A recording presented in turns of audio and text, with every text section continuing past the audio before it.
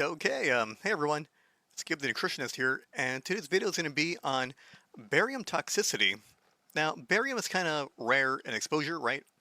If you're like an office worker or someone who doesn't work in a industrial sort of job, right? You're not likely to be, exposed to it. Unless you're Chinese and for some reason you reach for the barium salt instead of the, you know, sodium salt, and then you salt your food and then you go to the hospital, then that's not really going to be you, right? But I'm more concerned about people that, work industrial jobs in their life, and or perhaps they're drinking from well water or a source of water that maybe hasn't been checked for contaminants, hasn't gone through a filter. Some people just think, right, if you get water naturally from, a well, or if you have a pump from an aquifer, or even from, a river or lake, right, that it's going to be automatically healthy, right? Because it's natural, it's from the earth, and so on. But we got to realize we don't live in the same pristine world God gave us. Um, Ever since industrialization, you know, it's normal for, well, it's terrible, right? I think to say, right? It's terrible for pollution to occur, right? And the pollution is going to be, heavy metals in the water, pesticides, so on, you name it, right? So water isn't as clean as it used to be. That's why in today's world, right, our water is fairly decent because we treat it, we get it cleaned, and I think there are some people that do drink well water that don't know that it's making them sick. So I would recommend, testing it to see what metals might be in there. It might not be barium, but it could be, lead. It could be mercury. It could be something weird like antimony, right? Like, it just depends, right? So before I keep talking my mind off, let's get started. So again, heavy metals, right? I always talk about mercury, lead, arsenic, cadmium. They're the more common ones people are exposed to. And the thing is, barium can also accumulate in the body. And the main thing about barium I want you to know is it blocks the potassium channels, and that is what's going to be the main effect causing all the side effects, right? It's that one little monkey wrench that causes all the problems to occur, right? That's what makes barium such a bitch, if you will. So when you come to understanding barium, right, it explains symptoms that may seem completely something else or unrelated, right? I think one of them is Guillain-Barré syndrome. A lot of things can cause that, but if you have a like syndrome, not exactly that, right? But similar, it could be barium affecting your electrolyte levels, right? Because if you know electrolytes, sure gives you energy, right? But it helps you, so you got sodium, right? Transportation, you got potassium, gives cells energy, you got calcium for signaling to make things occur, magnesium to relax things, and in a nutshell, that's why you have this electrolyte and a mineral balance to make sure your body is functioning as well as it should. So barium is a naturally occurring alkaline metal located directly beneath calcium on the periodic table. Because of the similarity, barium can interact with many calcium-dependent processes in the body. There are two very different forms. The first form is called barium sulfate, which is used for medical imaging. Now, the thing about it is it's poorly absorbed with the potential toxicity. Now, not everyone responds well to it, so if you go to the doctor and you do some medical imaging and they tell you we're going to use this barium sulfate, and you feel well with it, then you're well with it. But if you use it and you feel odd about it, then maybe talk to a medical professional and they may help you do something else if that's something that affects you. Because I do know I get some clients and they have medical imaging, right, with contrast, and they use different dyes and that kind of stuff. And for a lot of people, they're not affected, but for some people, they do negatively get affected, and they attribute, some of the random health problems to, some of these things, right? So just to keep an open mind that everyone's different, and some things may impact people more than others. So, yeah, these soluble salts, they dissolve easily, and they're readily absorbed. These are going to be barium chloride, barium carbonate, nitrate, acetate, and hydroxide. And they're mainly used in industrial manufacturing. And we're going to be talking about, basically in fracking, right? That's a real big thing, right? So if you live near, these oil wells, right? And they have this technique called fracking. So what happens, right, is you have just like, I think it goes down pretty far in the ground, right, to get oil. But what happens is once that's all dried up, right, the companies figured out this technique called fracking, in which you could inject more water down beneath the surface. So you could, oil stick, it rises, so you would push up more oil, and then you would extract oil that way. And they use some kind of barium, I think it's called barite, if I'm mistaken, I know. I'm not a petroleum engineer, but they do that to, get more oil. That way, you know, you could basically strike twice on an oil well if there's more reserves down below. Manufacturing of glass and ceramics. Now, glass and ceramics, I'm not familiar with the whole process, but to an extent, right, that could be used. As far as I think using it, it's a matter of being around the processing that a person may be affected, right? Whether it's like going to be like a barium dust or something to be inhaled. Then you have pyrotechnics. This is specifically, I believe, green fireworks or anything that gives out that green look. And yeah, I mean, it's as simple as that. But, I've always thought it was kind of funny, right? Kind of interesting, right? How every 4th of July or, close to the end of the year, we like to celebrate by, blowing up and detonating fireworks. But the thing is, every different color firework is a metal responsible for giving it that beautiful, pretty look, right? So at the end of the celebration, right, there's all this metal in the air that's being detonated, and I don't know if 4th of July. I mean, I love it, right? I'm part American, but the detonation of fireworks is potentially toxic as we're breathing in all this smoke, all these different metals, and I think we'd be better to think twice about these explosives we're buying from China, right? That's essentially what fireworks are, right? They blow up and they look pretty and they're neat, right? But just be aware of the impact it has, right? Because another one, right? Let's say you go shooting, right? Unrelated to barium, right? But for example, right, we go shooting a gun, right? They use a sort of lead, right, in the gunpowder and the actual, so it's on the back of the bullet. I forgot the term, right? But basically, you hit it as a small ignition, and that gets the gunpowder going. It blows up, and then you shoot out the bullet, right? Once the hammer hits it. So you could be breathing in, lead dust from shooting guns, right? And I often tell people, especially veterans, that they're forced to go train and shoot their weapons, that they're exposed to a lot of lead due just to the gun part alone, right? Then we have electronics and optics. I know manufacturing, they use a lot of exotic metals, different metals, unusual metals, from computer parts to all sorts of things, right? That are way above my engineering idea, right, of how people make these things. But if you do work in that kind of way, right, then you should be concerned. And like I say, just do research into your job or industry, what you're exposed to, figure out the right equipment, the stuff to use, and yeah, so you can be safe. Because it's better to be safer than sorry than to be sick with something. So barium, how is it absorbed? So usually it's absorbed in the small intestines, and it could increase when you have more vitamin D from taking vitamin D3 pills.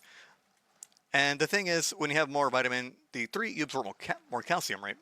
And again, right, we're talking about an ion exchange, which is what's happening with barium and potassium. Calcium deficiency can also increase the absorption, of course, because it uses similar processes in the body because it's an ion. It doesn't work like, like let's say, for example, mercury and selenium, and they're like competing, that kind of thing. That's not really how it works in that regard. Iron deficiency, higher intestinal permeability, such as leaky gut. These are factors that can do that. And kind of I said about, like the selenium and the mercury, right? It doesn't really do a displacement like trace minerals, just affecting the electrolytes because it's an ion and, chemically they act differently, right? Unpredictable. So once absorbed, barium enters circulation through ion channels and distributes through bone, skeletal muscle, heart, kidneys, and liver. Most retained barium eventually becomes incorporated into bones, similarly to calcium. And interesting enough, lead, right? Lead toxicity, that can also occur similarly to barium. Like it can be stored in the bones, which is why it's important to have a decent amount of calcium in your diet to, if you do get exposed for whatever reason, right, you're less likely to have that. Or if you have been exposed to that, right, then eventually over time you can replete your bone from that lead and to replace it with more calcium, which, is the right thing your body needs.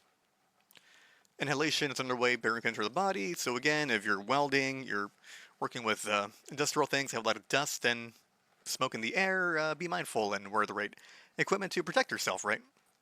Most often, I mean, I know welders have like the mask, right? But it just protects your eyes from that really bright light. I don't know they wear any mask and such for that.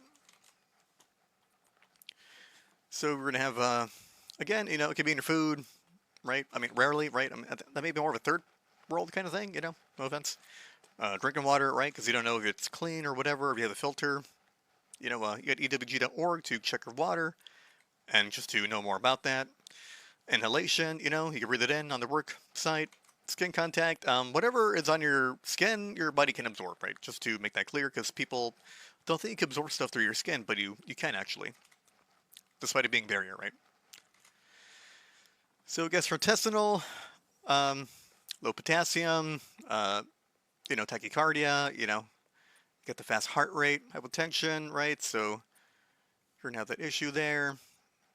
Changes in heart rhythm, blood pressure more or less, right? Numbness, muscle weakness, paralysis, tremor, seizures. So if you get like really super toxic with barium, you'd probably be in the emergency room, right?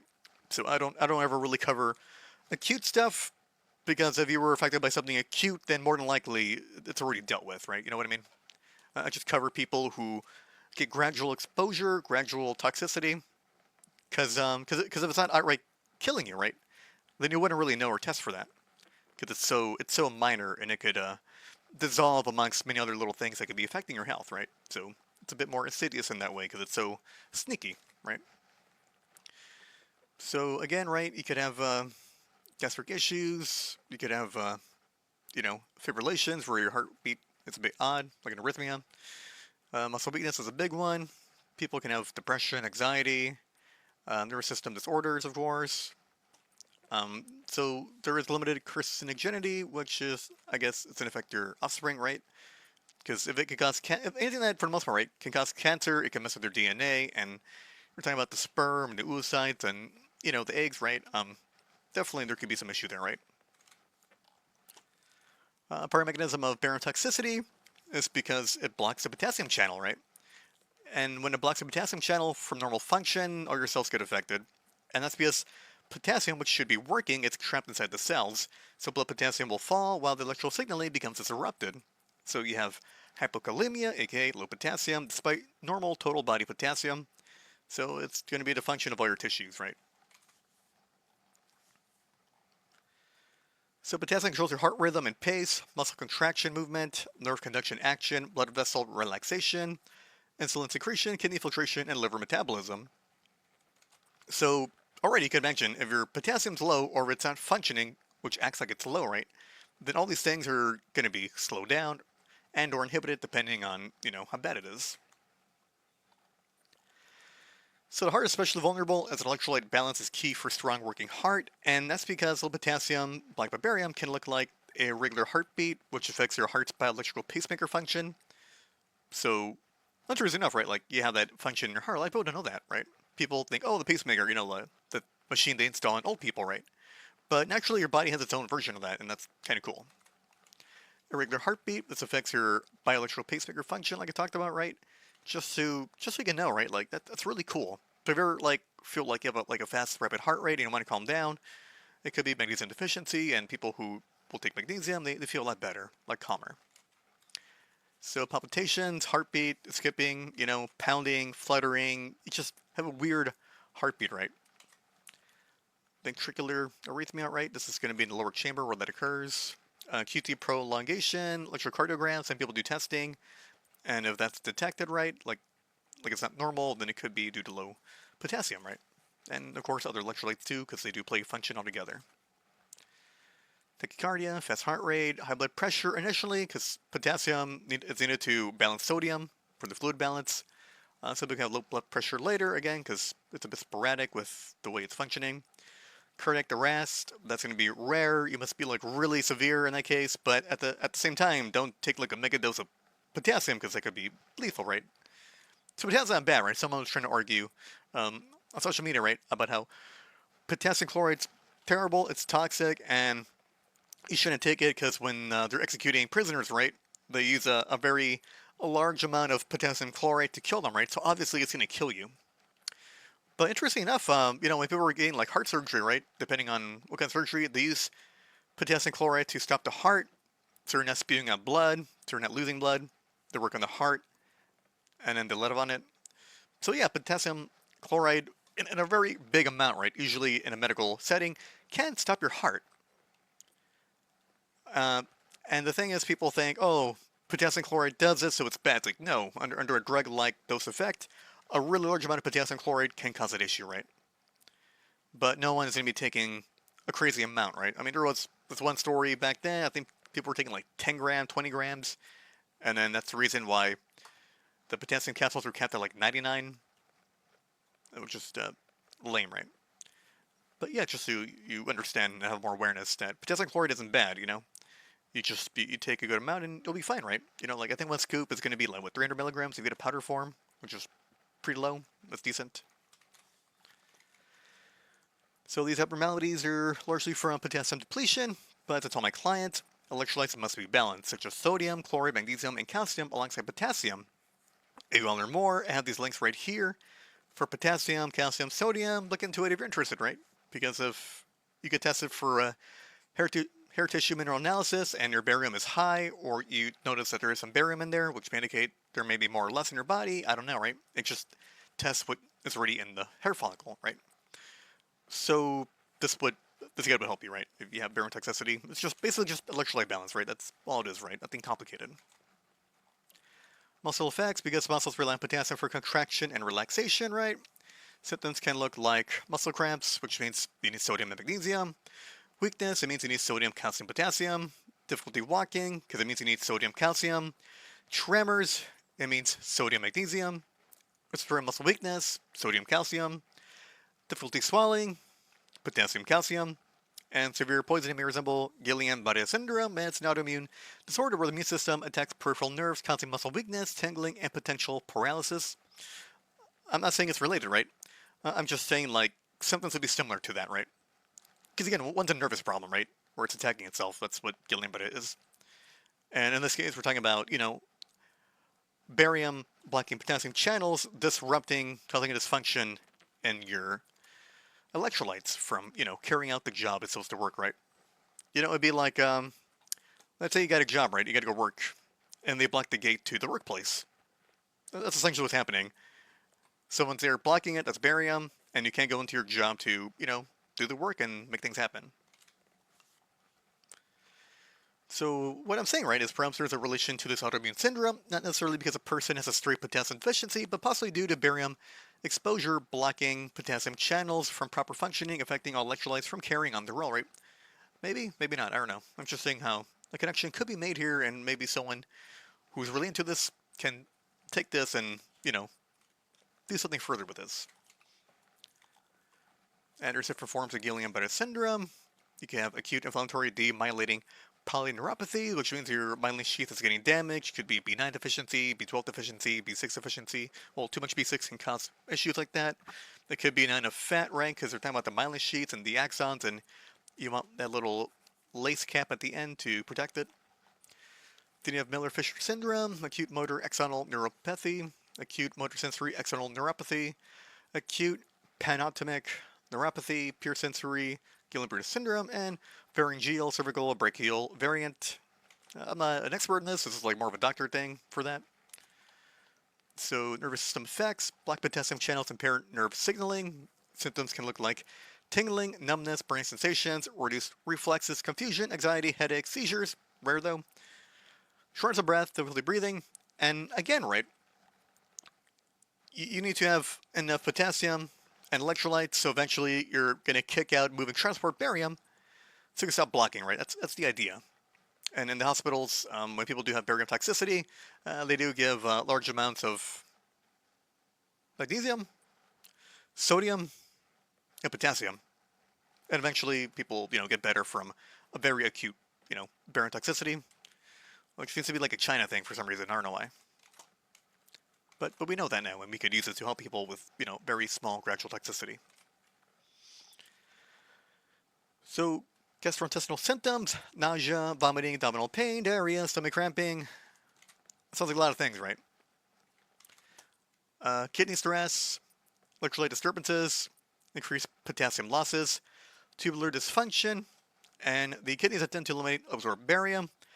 People with kidney disease may have greater difficulty clearing barium. That just tends to be how it happens, right? You pee and poop things out.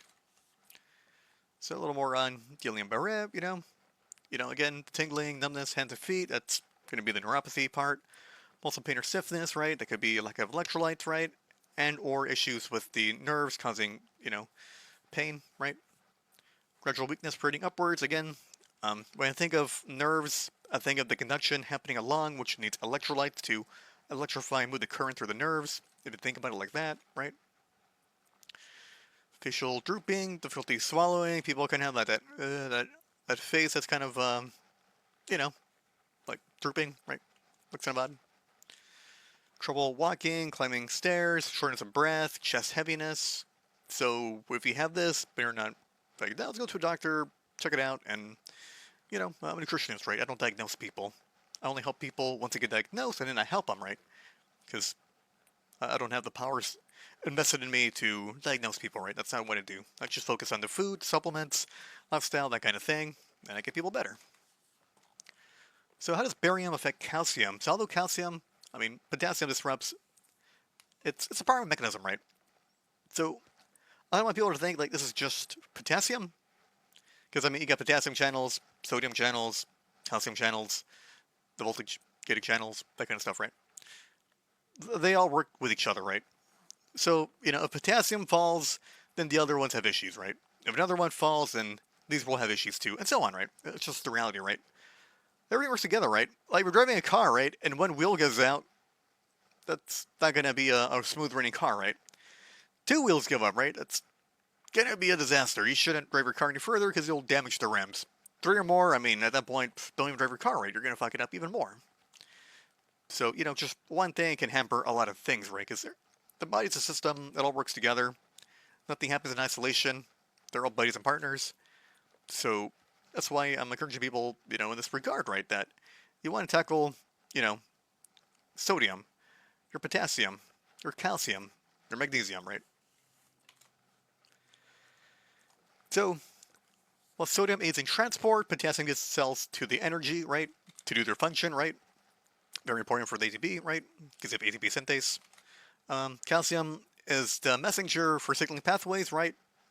It's kind of like general giving orders. In a way, that's kind of what calcium does. Or maybe it's more like the little boy giving a message to the general about how to commence the act, because the higher general said so. I don't know, I'm looking for parallels for people to understand things easier, right? And then you're going to have magnesium, it chills, relaxes, it tells people to relax, right? So you need all these, right, to be balanced. Calcium controls hundreds of cellular functions. Barium may indirectly affect many organ systems. This means altered muscle contraction, such as increased smooth muscle contraction, blood vessel constriction, abnormal neurotransmitter release, infertility, hair loss, skin health, bile acids, and changes in hormone secretion.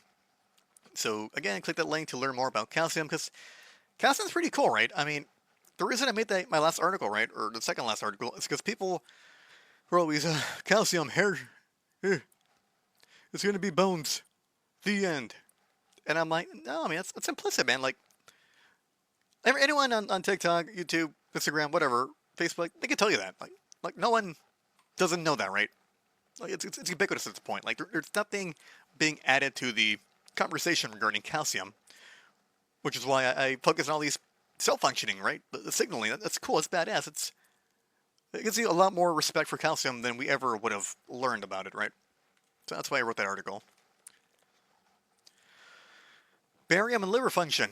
So again, right, downstream, potassium affects everything because potassium gives energy to your cells to do things, right? So less energy to your cells means you do less of things, and that's a consequence over time. If it's, more or less moderate to severe, then you'll really feel that wrath. So barium-induced low potassium due to blocking the potassium channels may reduce cell energy production, membrane stability, blood flow, and oxidative stress, impacting phase 1 and phase 2 liver detox. From a mechanistic point of view, barium can increase lipid peroxidation as antioxidant enzyme activity becomes reduced, right? So at the same time, antioxidant defenses such as superoxide dismutase, catalase, glutathione, and related enzymes may decrease as they lack potassium for energy and calcium for signaling activation. This creates additional cellular stress that is weaker against neutralizing ROS, lipid peroxidation, DNA damage, protein oxidation. So again, right, like I said, right, it's kind of like a domino effect, right? If something's blocked here, something down here gets fucked up, right? Something happens here, you're going to feel something happen over here, right? That's just how the body works, right? And if we pretend we don't see that, then it's just a mystery, right? I don't want a mystery. I like to understand why things happen and what gets impacted. Then we can learn from that and fix it. So here you got barium. It's messing with the cell membrane. It's a consequence because they're not, you know, helping out your antioxidants. You're having oxidative stress induction. Again, a lot of these things happen in the liver. Your liver is king. It does a lot of things for helping you in that regard. So if you have mitochondrial dysfunction, then you have less sodium potassium pump, right? So there's less energy. This affects magnesium ATPase activities too. Membrane damage, so you have malondialdehyde, hydrogen peroxide. I forgot what this one was, but no bueno, of course. And again, your antioxidant status is going to be messed up, right? So because of membrane damage, you have apoptotic cells. They blow up, they get damaged, they die. And again, these are healthy cells, right? It's not like it's killing the cancer cells. So you don't want your healthy cells to die. And then you have leukocyte infiltration, right? So your immune system's going to be a little riled up. And then you have hepatotoxicity, which means they could damage your liver, right? So endocrine effects, basically your hormones. So due to electrolyte dysfunction of specifically potassium and calcium, endocrine, aka hormones, may be impacted during. So it's not just going to be one thing, right? It could be impacting your thyroid function, adrenal stress response, insulin secretion, reproductive hormones. So it could be affecting men's testosterone and androgens. It could be affecting women with their estrogen and their progesterone. It could be affecting insulin and glucagon, right? So if you have, blood issues, it could be affecting adrenal stress response, right? Your epinephrine, norepinephrine, cortisol. Thyroid function, right? Affecting your T4, T3, and conversions, right? Because that's what tends to happen. That's kind of like the metabolic rate and that kind of thing. So yeah, there could be, these downstream consequences also on a hormonal level, right? And probably like indirectly, also your neurotransmitters could be, affected too, as you would learn by the calcium. Bone storage, like lead, barium accumulates in bones too. Even if there's not enough calcium, it's going to increase its absorption pretty easily, right? Because it needs to fill in that slot, if you will. Bone serves as a long-term storage site for safety, similar to how fat cells can accumulate fat-soluble toxins. So if you're a person who's very obese and you've done everything you could think of and you can't lose weight, you probably never took care of toxicity. Because you can think about it like a fat cell is a jail cell for toxic things that your body wants to get rid of, but it can't because you didn't support your liver phase 1, phase 2 detox with minerals to get it going, and I've noticed that for quite a lot of people, right? So, okay. Periods of increased bone turnover may gradually release stored barium back in circulation. Same thing can happen with lead, right? So, some chronic triggers can be increased need for calcium. So, pregnancy, right? You may, need more calcium. You'll get it from your bones if it's not from your diet, right? Menopause, if you don't get it from your diet, you get more from your bones. Hyperparathyroidism, so if you have issues with your hormones that kind of determine your status, right? Like calcitonin, and it affects your osteoclasts and your osteoblasts and that kind of stuff, then, you could be having a more increased need for calcium due to that dysfunction. Osteoporosis, if you already have low calcium and your mental physical activity, right? If you're not very active to strengthen your bones through strength training or resistance training to have that mechanistic trigger, right? Then you're going to have issues with osteoporosis. Rapid weight loss, for some people, they're not that toxic, right? They can lose a lot of weight easily. There could be, some increasing for calcium and signaling if you're not getting it from your diet. And then, of course, you're going to feel that wrath. So sources of potential exposure, drinking water is a big one, as I talked about in the very beginning. So natural groundwater, again, the geological location matters, geography, right? Just because there's just certain minerals in certain places, right? Good or bad, right? It's just the nature of the world. Pollution, of course. Private wells could be at a higher risk, so always get it checked. This is why I encourage people to test their water, their well water, because it's unknown. You don't know what's in there, right? Sure, the water looks clear, but until you do testing, you determine if it's really safe to drink, or there might be some contaminants in there that do need to be filtered out. And that's why people should test their well water, because it could be gradually becoming more toxic over time without even realizing it. And that's what sucks, right? You would just assume this well water was healthy, good for you, right? How could it not be? And yeah, there's an issue with people that have drank groundwater, well water. They get sick and then they find out the hard way, like, yeah, it wasn't clean water, right? So oil and gas drilling become more ubiquitous. You know, I'm sure y'all have heard of frack baby frack, so oil can get cheaper despite the war going on, right? So hydraulic fracking, so it's fracturing, but we call it fracking because it sounds cooler, right? So wastewater, right? As I talked about, it goes into the ground and oil comes up and then they extract it. So wastewater contains elevated barium. I believe it's called barite, if I have it right. So contamination of groundwater has been documented in some areas, especially since fracking occurs deep into the earth, with potential releasing harmful heavy metals into the environment. So maybe it's not just barium, it could be other things, right? Because there are some interesting metals that aren't fit for human consumption or even being near it that can be released, right, from deep under the ground, and, it could be in the groundwater or the well water. I don't know, right? But if you do live near, these wells, you should be concerned, right? And, be proactive, do your best job, and get it tested. And I hope, God willing, it's not affected, right?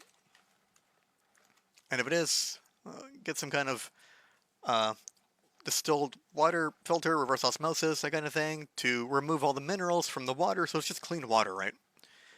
And to anyone that's concerned, I would say make sure you focus on your diet to get the minerals you need, right? If you gotta supplement it, you supplement it, right?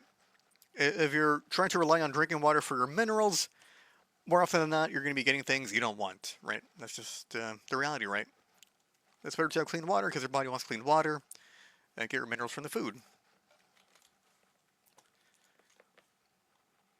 So again here, industrial occupations can often be worrisome in my opinion because you're more likely to be exposed to stuff like that, right? Mining, welding, ceramics, glass manufacturing, electronics, metal refining, firework production, oil drilling, fireworks, bomb munitions making, and military exposure to detonated munitions, because, there is heavy metals in there that makes it go boom. So I encourage people to, whatever your job is, just ask questions, be nice to your safety guy, your OSHA guy, whatever we call them, and they should be a little more knowledgeable on that. And, I'm sure they're kind of knowledgeable, but also do your own work, right? Because again, it's best to learn as much as you can so you could mitigate and prevent future damage to your health. That way, down the line, other people can too, not get affected. So again, you take proper precautions, use the right protective equipment, mask, clothing. Green fireworks contain barium salts. Frequent exposure can increase inhalation risk that impacts the lungs and breathing with metal vapors or dust. Some ceramic glazes contain soluble barium compounds if improperly formulated. Historically, barium carbonate has been used in some rodent poisons. I don't know if we use that here in the US. So the point I want to make is ask questions, better to prevent and protect yourself. That way, before it's too late, right? And it'd be a damn shame if you had to work your whole life, right? And then you finally retire, and then boom, you got sick, and you gotta deal with stuff, and you're always at the doctor's office, right? You want to retire and enjoy your older years, right? Your golden years, with the money you do have, right? Your retirement. And to just be stuck at the doctor's office is bullshit, right? That's why prevention and, taking a big interest in your health, especially at a young age, is the best thing you could do. If you're taking interest in it at a later age, hey, now is better than later, right? I don't care if you're 80 or 20 years old. If you take care of your health now, that makes a little difference, right? The younger the better, but if you're older, you can prevent things from getting worse, right? So, unlike acute poisoning, which happens right away, chronic exposure can take time because it's low-level exposure, right? So again, chronic fatigue, muscle cramps, muscle weakness, high blood pressure, tingling in hands and feet, brain fog, poor exercise intolerance, constipation, digestive complaints, mild tremors, heart rhythm disturbances. Man, I'm thirsty. So, these symptoms are not specific and may overlap with other conditions. As I mentioned before, this is essentially barium toxicity messing with potassium channels. This means your electrolytes are not working as intended due to this barium blockage. So again, dizziness, dehydration, irregular heartbeat, headaches, muscle cramps, fatigue and weakness. Sounds like a lot of people, right? But, I hope, God willing, you just had a shitty diet, right? And then you finally start doing electrolytes and you feel better, right? For some people, it's that easy. For others, it's not that easy, right? But, I do hope your health issues are solved easily, resolved easily, right? So lab work is an important thing to look at. Clues tell you where to look at. It makes you think, and it provides you basically the knowledge to know what to look for, right? Because you can look at all the wrong things and get nowhere, right? Which happens to a lot of people. Or you test the right things and you get to the right place and you fix it faster. So some clues could be low blood serum or urinary potassium, electrocardiogram abnormalities, elevated urinary barium after recent exposure or in a detox protocol, elevated hair barium on a hair tissue meta-analysis, which can help suggest patterns but should be interpreted alongside clinical history. When appropriate, when you take a HTMA, blood and urine testing can help, right? Especially for toxicity. Hair reflects what's happening inside of you, right? And what's coming out of you, right? From your hair, right? So it's a sign of, toxicity. Now, unfortunately, I won't tell you how toxic you are, right? That is, of course, if you're doing a hair test every month or something, you can more or less see where the levels are. And eventually, at some point, you do it and it's zero, right? That's kind of the goal you want to get to. So if you want to get HTMA testing, it sends to your house, right? I help people with that. They can be cheap, right? I think it's like less than $100. If you're from one of those weird states, I have another way of doing it, but it's like maybe $150 or something, a little more pricey. I'm a bit, I forgot the pricing, but yeah, hopefully you're not from a state that's a little anal about your freedom to order your own testing. So also do it for mycotoxin testing, right? For mold, right? If you're affected, same thing. Organic acid testing, that's more expensive, but if you're having issues with mold or very severe health issues, it always helps to get a test like this. God willing, it's zero, but more often than not, people get the test and there's something there, right? Supporting detox. So unlike lead or mercury, there isn't a basic protocol, right? But if you look at what they did in China, right, with more sodium, more potassium, more magnesium, didn't really do much on calcium, I believe. But yeah, you're able to help people, right? Because you're trying to replete yourself to the point where you're not so deficient, where barium just usually walks in and becomes king. You want to have that amount of, it's not recycling, but you want to have enough coming into your body, right, of minerals that you do need, that as they're repleted and you pee it out and you replace it, barium goes along, right? And eventually it's just going to be what you need, right? So again, you got to find your exposure and stop it, because then you keep getting sick. Second, support liver function for phase 1, phase 2 detox. Third, which 2 and 3 are kind of related, but essentially, you mineral balance away heavy metals with supportive minerals that the body requires. And here are some tips. So maintain enough calcium, magnesium, sodium, potassium, as it helps reduce the absorption of any barium, right? It helps you with these functions. The goal is to kick out barium out of the body and to replace it with actual ion minerals, aka your electrolytes, to, replete you. So your body can thrive, and you actually, so once you, become a bit wiser and you start maintaining, your electrolytes, you'll be fairly good for a while, right? I guess it's a sort of practice that you carry on, right? Because, a lot of people might just be on diuretics, right? On medication, drinking too much coffee, lemonade, and by the time you know it, they're kind of depleted and they feel weak, low energy, and then they take a, electrolyte stick powder and they feel a lot better, right? Now, I can't really recommend electrolyte stick powder because they'll suck in some way, right? And, I'm kind of sad about that. Even like the really good ones, they kind of suck. I can't find a balance for one that's good, right? Because I'll find one that's good, but it's expensive. I'll find one that's cheap with a bunch of bullshit in it, and then you don't feel amazing because it's got crap. Like they'll put a bunch of B vitamins in there, right? But they'll be like the crappy B vitamins, and I don't think people should get that, right? I think it's more of a strain than it is to actually utilize it. So, moving on. Hydration. Good hydration supports kidney function and urinary elimination, but I do not regard hydration as simply drinking more water, because you'll just pee out more of your water-soluble vitamins and your water-soluble minerals, right? To extent all that, right?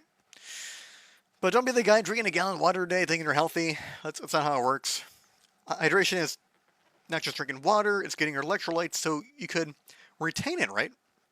Sodium for the extracellular hydration, right?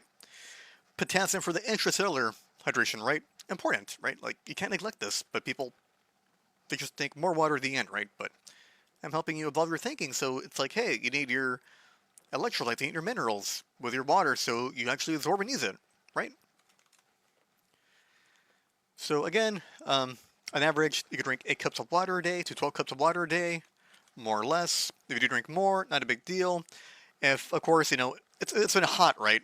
So if you drink more water, that's cool, right? Because it's hot and you're sweating and that kind of thing, right? More physical activity, you're working out, you're carrying out your body, you're lifting weights, you're sweating because you're going hard, so you can actually stimulate your muscles to grow. I commend that. So of course, you'll drink more water, right? Diuretics, your medications that are diuretics. If you're diabetic, if you drink a lot of coffee, again, limit your coffee, right? You might need more water to drink, right? Interesting, the Turks, right, who are very masterful with coffee, they usually drink a glass of water with their coffee, right? Because they know it's a diuretic. And then salt your foods, again, between 2 to 5 grams of salt daily, right? Don't push it hard, just do what feels best for your body. Again, I say that about everything. So very mindful, you don't blindly follow protocol that implodes on you. So again, if you want to learn more about clean salt, which one to use, click that link there. Foods higher in potassium for intracellular hydration, click here, I'll link you to that article on potassium. Use magnesium chloride lotion as it's important electrolyte to calm down the body and to balance calcium, right? Yin yang. For calcium, of course, eat foods higher in calcium and balance it with vitamin K2 to prevent calcification, because that does happen. If you choose to use potassium chloride powder supplements, I recommend starting very slowly, right? Because it can just be a lot at once, right? So start with half a scoop, 150 milligrams. If you're sensitive, do even less. Work your way slowly up to a single scoop, 100 milligrams, right? And you could take that maybe once, twice, 3 times a day, depending on you, right? But again, don't rush head ass into it and take a ton of potassium, because you will feel like shit. And, that tends to happen sometimes, right? I mean, usually you shouldn't feel bad at 300 milligrams, but you're very toxic and, you're going through a detox protocol. You might finally be turning back on, your potassium channels, right? And you're getting things going. And it might hit you a bit harder, right? Which can happen to people, right? But for the most part, I mean, you can focus on the potassium foods and you'll be cool, right? So, meat's pretty good in potassium. Milk, that's potassium, right? Let's see, bananas, potassium, potatoes, potassium. Just these are what I consider the least toxic foods, right? For the most part, but I should have an article on that, kind of outlining that. I think pigs, too? No, I'm thinking about calcium. Anyway, I'm linking to the articles, and all the information is there, right? Just because it's a lot of information, right? And, I want people to be able to go between articles and to do thinking in their own minds so they can determine what's best for their own body and they can get better. So, again, I would not recommend using 1 gram or more of potassium at once, because, again, it could just really hit you, and people have a fast heart rate and they feel odd and they get the fluttering in their heart, So if you have a deficiency and you take too much potassium, I've always hated this about the body. Sometimes the deficiency can mimic having too much of something, and vice versa. I fucking hate that. It's one of the most annoying things in the human body, right? How too much of something and not enough of something can have these side effects that are worrisome, right? People, most people go to the hospital, right? Some people don't. They're fine. It's just, again, right? In this world where you're very toxic, it might hit you hard. If you're relatively healthy and, your whole life and you're not really affected by things, and take more potassium, you'll be fine. You'll just have more energy. It's just that when you're toxic, you got more energy to detox, and you got a lot of crap coming out of you. Because it helps you support phase 1, phase 2 detox, which was, what my potassium article was on.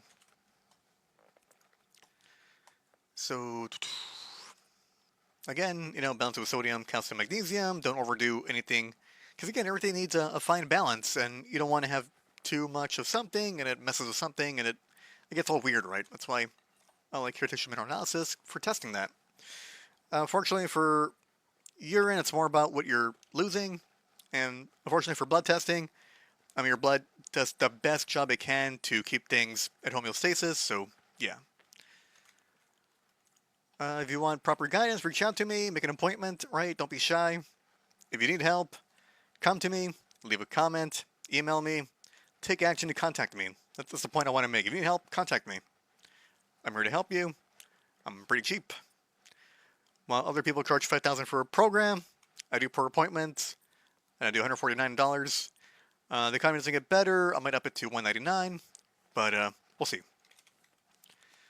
So fiber can help reduce reabsorption of substance eliminated into the GI. Again, fiber helps you with the poop. Bile is in the poop. You want fiber to soak up the bile, right? And then you poop out the bile, so the stuff you detox in phase 2, right? The conjugated toxins, they don't go back into your body and become reabsorbed. You just leave it out. So I have a good article here so you can learn more about fiber. For a lot of people, right, when they're toxic, I don't care what it is, once they start adding fiber, right, and they find the right dose for them, right, they get better a lot quicker. And this is a important mechanism in the body to exploit so you can heal better, right? Whether it's fibers, binders, people talk about this, it's really important to get things out of your body. You can think of it like a sponge for toxins, right? So a diet rich in antioxidants and nutrients involving glutathione production, such as adequate animal-based protein, right? Animal protein is going to give you glycine, glutamate, and cysteine, so you can make N-acetylcysteine, which then helps you make glutathione, which, if you eat a lot of meat, that also has zinc and selenium, which helps you for liver phase 1, phase 2 detox, and glutathione conjugation. So, I mean, yeah, that's why I love meat. Meat's pretty awesome. It's one of the best foods for detoxing. Again, riboflavin, right, of course, helps you to do the recycling part of the reduced glutathione, which is active form. And I'm going to have a link here, which takes you to this. I love this picture. I love the little alien that they think's an alien or something. The Mexicans were talking about it or something. It's like the SpongeBob picture. Yeah, that thing's real funny. So yeah, again, drinking water. If you have a private well, lake, river, groundwater, please test it right. If that barium, other metals that could be a negative factor in your health, right? Just to have a peace of mind and get it tested, right? So if you do have an issue with that, support local, find a local business that does reverse osmosis, distilled water with the activated carbon, right, to filter out more of the other things, and you can have very clean, boring drinking water, and you're happy, right? So in ending, barium is an environmental toxin, somewhat rare, but exposure does happen, unfortunately. It's a hallmark feature that blocks potassium channels, and that's why we're here, right? That's why I'm doing this, because, I've been doing a lot of things on nickel, but barium can also, nickel can also impact your potassium to an extent, right? But barium is interesting because it blocks it, right, like an asshole. Like you're trying to dunk in the NBA, and some guy blocks you like an asshole, that's barium, right? Just big douche. So yeah, and this disrupts your electrical activity of your heart, your muscles, your nervous system. And again, while severe poisoning is uncommon, it's rare, right? But if you do work a chronic environmental job with occupational exposure to that kind of thing, then you might be getting sick with a cough here and there, right? You wake up one morning, you're weak and you're not feeling it. Your mental clarity and maybe you're sharp and you're not as sharp as you used to be, right? I mean, we blame aging, but the thing about toxins and toxicity is they accumulate in your body slowly over time, and you don't ever really consider that, right? It's just aging, but these things age you. So I don't think aging is a matter of getting older. It's a matter of these things are in your body, they affect you, and they age you because of that, right? Because it increases the activity of you needing antioxidants. Eventually, you just don't have a good diet, or you don't get enough of it, or you drink a lot, or other things are affecting you, and you're just not getting the antioxidants you need to help you on that level, right? So again, chronic fatigue, heart issues, difficulty with muscle activity, could be barium. For most people, the best strategy is always prevention. Ensure you have clean drinking water. Follow workplace safety practices if working around barium and other heavy metals. Maintain good nutritional status to prevent barium absorption. and or to kick it out quicker by increasing your potassium, your calcium, your magnesium, and your sodium. And that's pretty much it. Man, you know, I thought it was going to be like a 20-minute video, and here I am 50 minutes in. I just can't shut up, can I? But, you know, it's important I make these connections with other things and how they can be related, right? Because the hallmark of... I'll read stuff on Twitter, right, or online, and you can always tell it's done by AI. What makes something AI is the fact that it's straight to the point, always on target. And that means it's not personable. And what makes things personable is when people talk about life, reality, how something kind of unrelated is related to a topic, and how you go off on a tangent. I think Dory's guy called it the weave, right? How you talk about one topic, you talk about another topic that's related, and then you go back to it, right? That's true. That's what human conversation is. That's what writing is. People go off on an aside, right, and talk about other things. So I just want you to note, right, if you're ever reading something, right, and it's like way too about the topic, and it rarely ever relates to something outside of it, right, or related, it's AI, right? Because AI, it doesn't know how to do that. It's not a person. Like, it's a machine that does this, right? Like, if you had AI, right, working with you on a job, like, it's not gonna make jokes with you. It's not gonna talk about your family or your friends. It's just there to do the job, right? And it just annoys me because on Facebook, there's so many AI videos that are corrupting the minds of the boomers, and I think it's bullshit, right? Because they don't know better, and they have bad eyesight, right? So they're thinking. So I mean, you'll have like a guy there in a lab coat, an old guy, right? So obviously, it must be a doctor, right? It's not a doctor. It's just some fucking old guy, some old generated guy in a lab coat, right? So people assume it's a doctor. Then there's like a voiceover going on about blah blah blah bullshit, 20 pounds of shit in your shit, blah blah blah blah, stuck in your gut. And I mean, it's the same old script that I've heard for the last 10 years, right? When people do their sales pitch, right, about certain products, right? And I'm worried that AI is killing people's ability to think and to relate and to have the human touch, the human connection, right? It's a tool. It's cool. Use it as a tool, right? But don't make it you, because then you're dead. And you can't express yourself. I mean, this whole thing I do is a form of expression so I can help other people. And that's important to do in your work, right? So yeah, just I thought I'd put it out there. If you want to hire me, right, you need a nutritionist, you can hire me. You know, hire me. And I'm just saying that, right, because there's people that watch my videos, they like my videos, they're interested, they want to do it, but they don't take the action to contact me, right? And I understand that. And you have issues with finances, right? I'm cheap, I'm affordable, I work with people, you know, people want payment plans, I do that. I'm not some fucking asshole that charges. Let's say, for example, right? There's a person doing a type 2 diabetes course, right? They're charging like 8,000, right? One of these big chiropractors. And I'm like, don't you feel bad telling a type 2 diabetic, fuck you, you ain't got enough money, you'll suffer and die? But of course, in a very professional way, right? Like, I'm Christian, right? I, as a person, can't do that, right? Whether you have money or not, I'm gonna work with you. That's the kind of person I am. So that really irritates me. Right, so if you're hesitant, you know, you don't have enough money, or, you know, I'll also help you, right? You know, you don't pay me back now, pay me back later, right? You know, it's just to show thanks and to make the effort, right? I'm willing to help people put their foot into the door and get the ball rolling so they can get healthier, right? So again, you know, I'm a Christian, so don't feel bad, right? Then if you pay me a year later, right? At least, you know, I'm helping you do good, do better, right?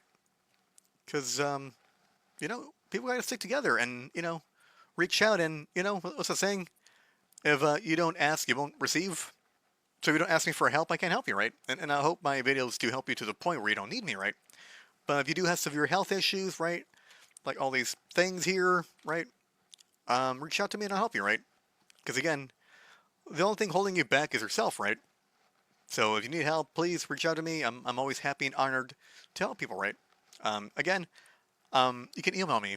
You can leave a comment on my Patreon, on my YouTube, Instagram, wherever I have this video. Maybe some nice guy clips it and they have it somewhere. I don't know, right? But yeah, just reach out to me, and I'll reach out to you back, and we could plan an appointment and we could talk about your health and what steps we could do to go forward in your health to make it better, right? Because like I say, it's better to start now caring about your health than later or never, right? Because, I mean, the most expensive thing you can do is get to age 60 something, retire, and you're just there all day at the doctor's because you didn't take care of your health, right?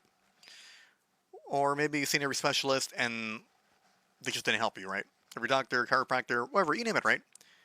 Because I've had people come to me where they've seen all these people that spent like $20,000, right? And they're still not better.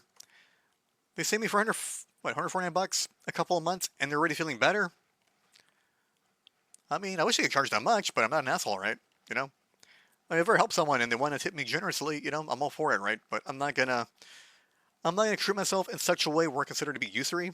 I'm totally against usury. I don't believe in people charging a nickel, dime, and a leg to help someone, right? Now, unless it's like a actual physical product, right, and it costs a lot of money, then I get it, right? But knowledge is free, right? And I want to put my knowledge to good use to help people, right? And I don't want to charge too much for my knowledge, right? Because some people do that and they think they're big shit, and they go through the head, and then, well, like they just ain't good people anymore. And they got to do all these mental gymnastics about how, oh, I'm charging this much because I'm so smart and I'm helping people. I'm like, where's people doing it for less because they're not cunts, right? Just you know, I'm here to help people. That's why I exist, right? So again, if you have any questions, please leave a question in the comments. I'll answer you to the best of my ability. I know I have if you Google me, right, Eastern Nutrition, I don't have a phone number. Text me. I don't ever answer phone calls because it's so much spam calls, and it's annoying me to the point where I just don't even pick up the phone anymore unless they're like on caller ID, right? So yeah, everyone, thank you. I love y'all. God bless y'all. And yes, electrolytes are important, and if you didn't know, you took electrolytes and you felt better, you're probably kicking out lead. You're probably kicking out barium, and you're feeling much more better in terms of your energy and that kind of stuff, all right? So please like, share, subscribe, blah, blah, blah, blah. Goodbye, and have a good night.